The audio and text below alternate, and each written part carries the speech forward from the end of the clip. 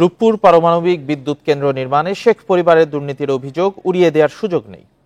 রাশিয়ার যে প্রতিষ্ঠানের সঙ্গে এই কাজের চুক্তি, দুর্নীতি সূচকে তাদের অবস্থান আছে বলে জানিয়েছেন টিআইবি নির্বাহী পরিচালক ডক্টর ইফতেখারুজ্জামান। সকালে রাজধানীর এফডিসিতে এক অনুষ্ঠানে এই কথা জানান তিনি। প্রিয় নম্বর সেট করে বিকাশে সেন্ড মানি করুন ফ্রি।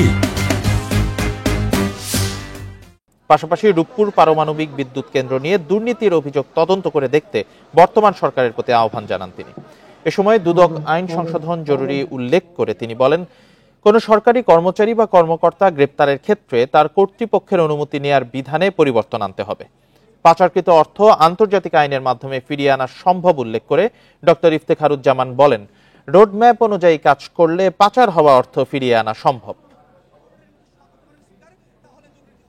এটা বাংলাদেশের সবচেয়ে বড় ইতিহাসের সবচেয়ে বড় প্রকল্প। এখানে দুর্নীতির সম্ভাবনা কোন অবস্থায় নাকচ করা যায় না। আর এই কারণে নাকচ করা যায় না যে এই রাশিয়ান যে কোম্পানির সাথে, যে প্রতিষ্ঠানের সাথে এই চুক্তিটা হয়েছে, যারা এই কাজটা করছেন, তাদের বৈশ্বিক মানদণ্ডে তাদের কিন্তু ট্র্যাক রেকর্ড দুর্নীতিবাজ হিসেবে মোটামুটিভাবে সুপরিচিত।